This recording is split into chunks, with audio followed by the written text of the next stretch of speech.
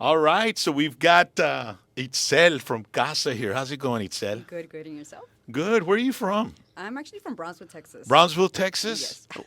The Which one of University all of the Texas. 100 schools do they got so many high schools, right? Yes, and we only have five.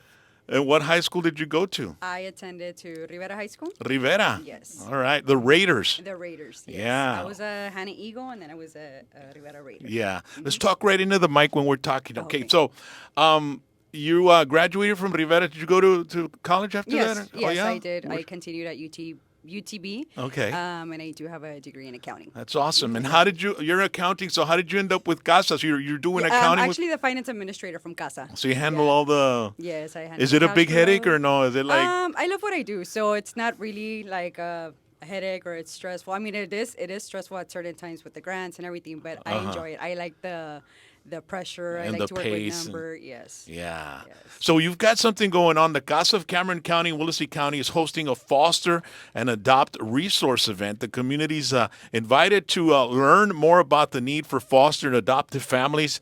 And local agencies will be present to answer questions. It's happening Saturday, June 28th of this year, 2025, from 10 a.m. to 2 p.m. And it's at TSTC Cultural Arts Center, 1825 Loop 49 in Harlingen. It's almost by the airport over there. It's over there in the airport area of Yes. Harlingen, right? So what's going to happen at this event? What are people get to go? Couples get to go? People that want to adopt or foster families, right? Yes, we are going to have several vendors who are going to be giving out information on how to become a foster parent or how to become a foster placement. Right now, we do have about 375 kids that are waiting to be adopted, Yeah. and also that need to be placed. We do have kids that have been removed from the county, and since we don't have any local placements, we do have to place them out of the county, which it would be in bigger cities, and that's away from home. Yeah. And we don't we want to avoid that to keep them close to home or have visitations or whatever it is. And now from far away, because I mean, the closer they are, the easier it would be to have more communication, to not be so detached from the family. Yeah. So yeah, that's what I we're have trying. I have a friend, and him and his sisters they foster kids, Mm-hmm. and man, they become so attached to them. Yes. They become like family, Yes. and it's really tough when the day comes that they have to leave and stuff like that. So it's kind of heartbreaking sometimes in both ways, Mm-hmm. but it helps keep the kids here in the Rio Grande Valley and close to their natural home, right? Yes. We've got Lacy also here with us. Lacy, come on over to the mic. Where are you from, Lacy? I'm from Harlingen. Harlingen, Texas. I actually went to Harlingen High for a while. Oh, really? Did you graduate? Talking to the mic if Oh. you can. Yeah, there you go. I'm sure. I actually went to Harlingen High. I'm a Cardinal. Well, I was a Cardinal. How about Oh, you? South. You're a Hawk? Yeah. Okay. Well, when I went to high school, there was a smoking area for students.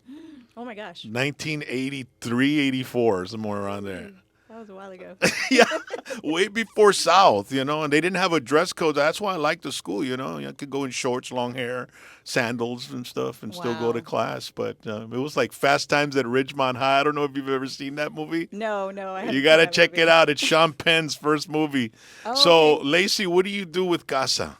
So I'm the communications director. I help facilitate the press conferences, the Okay. activities for the children, and then help with the PR. How long you been with CASA? Ooh, I'm going on 6 years. 6 years. And how's your experience been with them?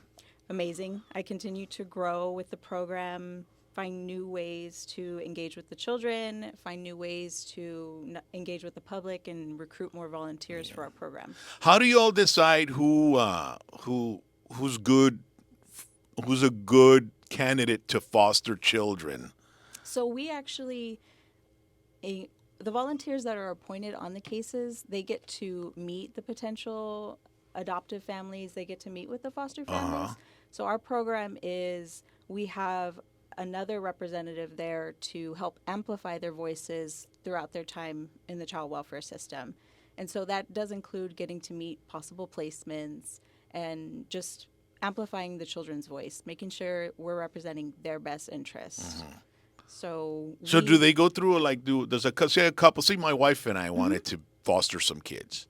Then we go to you all, and do we go through a process like research our background and all that kind of stuff? Or So we have a list of agencies that handles particularly the fostering, and we could refer you there. Okay. Yeah. Oh, and then they handle all that. Yes, All the yes. vetting and all that stuff. Yes. Ours is like being a caseworker, except our volunteers are volunteers. They're doing this because they care about the children and making sure they're not falling through the cracks of the system. And so, how's the communications world for you? How's it going? It's nerve-wracking. After 6 years, we still can't get used to it. It used to be where a communications director for a company just had to worry about radio and TV and newspaper. Yep. Nope, And it's now it's different. like social media, all these platforms, podcasts, and all kinds of stuff. So it's a little bit overwhelming. I'm a guy that handles a lot of different social media platforms, and I could just imagine, for CASA and all that. What is a daily routine for you? Like, Ooh, making a few calls, answering some questions, interviewing potential candidates to volunteer with the program, and then helping them set up for training. yeah. Well, ladies and gentlemen, Saturday, June 28th, 2025, 10 a.m. to 2 p.m. at TSTC Cultural Arts Center. That's what it's called. It's 1825 Loop 499 in Harlingen. That's close to the, everybody knows where TSTC is. Man, it's been there forever, right? It used to be TSTI, and then it turned into TSTC, college. It was Wow. institute and not college. But that school's been there. It's a skills-based college. Yep. But you go out over there to the Cultural Arts Center and find out more about adopting or fostering kids that have to be there, have to need fostering because of their parents are having some issues personally, whether it's jail or it's drugs or anything like that. So, but I've heard a lot of stories where, man, it's heartbreaking when you find out the history of these kids and what they've been going through and the trauma and all that. So, ladies and gentlemen, it's something commendable to do, and make sure to go out there. If not, you can call a number, right? Is there a number they can call? Yes, they can give us a call at 956-546-6545. And is there a website? Is it CASA? We have our website, but they can give us a call, and we can provide them with information if they're not able to make it that day. All right. And about social media, can they follow you all on social media Yeah, for updates we and do stuff like that? Yes, we do have a Facebook page. Facebook is what, CASA, or what is it? CASA of Cameron and Willacy counties. Okay. All right. Well, make sure to do that. And thank you so much, Lacy and Itzel. And y'all keep doing the great job y'all are doing, okay? Thank you. All right. Thank you. All right.